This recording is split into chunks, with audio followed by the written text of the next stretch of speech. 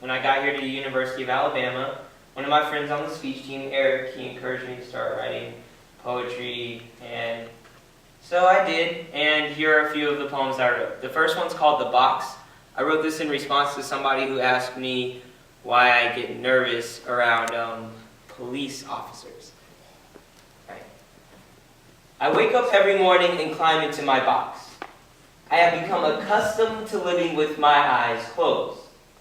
Growing up, I'm taught never to trust the light, never to trust the bright, never to trust the white. Police lights signal my certain demise. See, I grow prepared. I sleep with one eye open, so naturally I become closed-minded, and I don't mind it. It's better to be safe than sorry. And quite frankly, those who keep me safe never say sorry, yet society keeps letting them off the hook. Maybe a slap on the wrist for not slapping our wrist with handcuffs, but 2 cops were put in their graves last night. 2 good ones.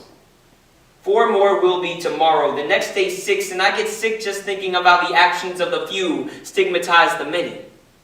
But whenever I go outside, I'm told to be careful, because the only interaction I have with police is likely to be negative. The stereo replays these stereotypes as if the stereotypes the history of our lives, of our interactions, when the stereo has never entered action. The stereo remains stationary, typing on that stationary, and I grow wary of the burdens that I carry. The stigmas of the past, never to be forgotten, never to be forgiven. How do I trust a man with a badge when he badgers me over a broken taillight that doesn't exist, just so he can tell me that he doesn't think I belong in this town? How do I trust when I see my people crushed with nightsticks at riots? And I know there are brave men and women out there to protect and serve me, but I'd rather be safe than sorry. And it hurts to be safe. It hurts to remain in my box, closed off from a group of people that would do anything to ensure my well-being. And it hurts to know that maybe I don't want to trust them. That maybe I'm jealous that I don't get to play the role of oppressor. That if I got the chance, I will place their kids in my box so they could know what it feels like, and I know that's the wrong thing to do. So I wake up every morning and I climb into my box. I become accustomed to living with my eyes closed. Thank you. This next poem is called Autumn. I actually wrote this for my baby sister, Jahman Hill. She just turned 5 yesterday, and she's the most beautiful girl on the planet. So I wrote this poem for her. It's called Autumn. I will ask them why we fight each other, why the pigmentation leads to discrimination within our color tones. Why I have to prove that my skin is worse, have to prove that my skin is a curse. Whether dark or light, it ain't right, yet we write down these verses of light versus dark. We hashtag these stereotypes, so don't scream you ain't got no type when I fear my baby sister will be ridiculed for her darker skin, and she is the most beautiful girl I know. Her middle name is Autumn, and I know when she springs to adulthood, a real man will fall for her. But what am I supposed to tell her when she's 14 and jealous of her best friend who is of lighter skin? What she won't understand is that fair skin ain't any more fair. The kids still have names for girls like her, like half-blood and mixed breed, even though the baby girl has 2 black parents, and they will fight. They will fight each other to see who has it worse. They will look in the mirror and their beauty will slowly become a burden. They will carry it on their backs like baskets full of cotton and compete to see who can pick the most oppression. They will forget that oppression is oppression, and there's no need to fill that basket when all you need is a drop in the bucket. And I will ask them why we fight each other. Why we battle for the bottom and then wonder why we can't reach the top.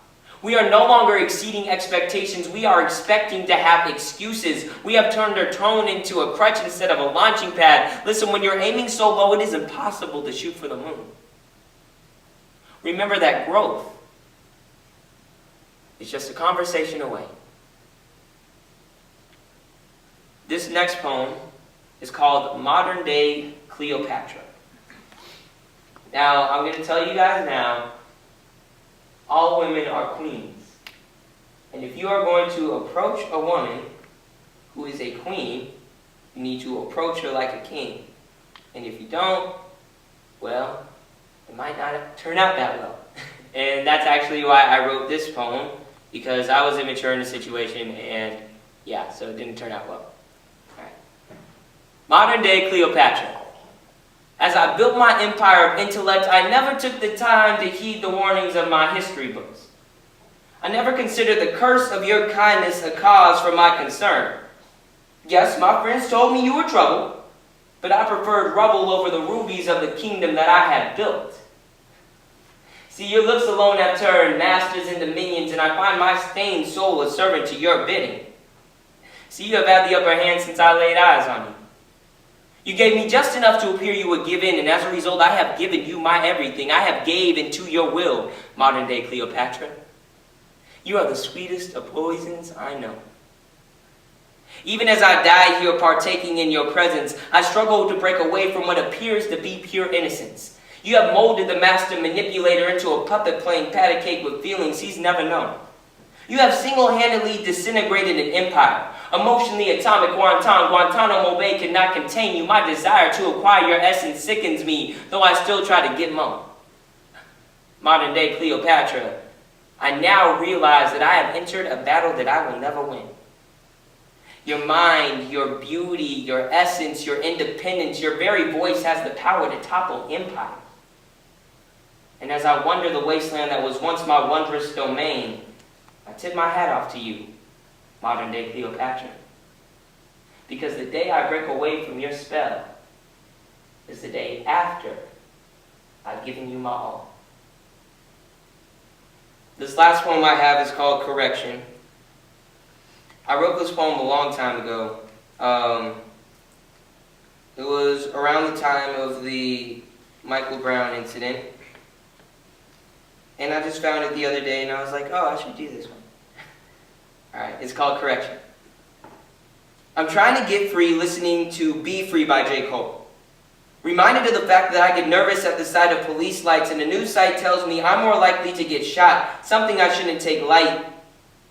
See, my sight makes me want to light a path for those who see me and only see black. Correction. My sight makes me want to light a path for myself so when I look in the mirror I don't only see black.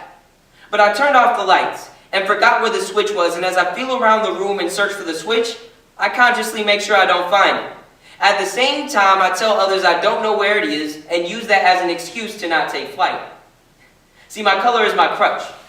It holds me back, but at the same time gives me a pass. Like a handicap sign, it means that policies such as affirmative action will make entrances to buildings more easily accessible, but due to my condition, I can't even access them. See, I'm a cancer.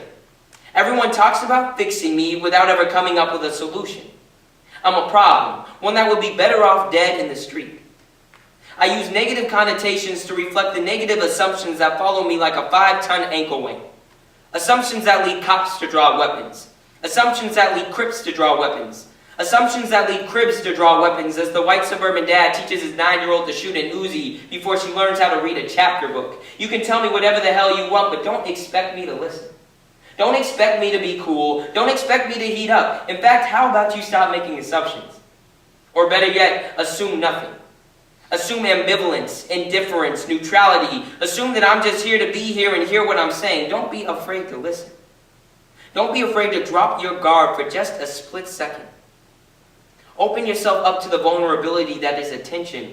Open yourself up to the vulnerability that scares us like that monster that went from under the bed to behind the closet to behind aviator shades and a badge. The monster that we do to our lack of understanding. Or maybe we fear due to our abundance of understanding.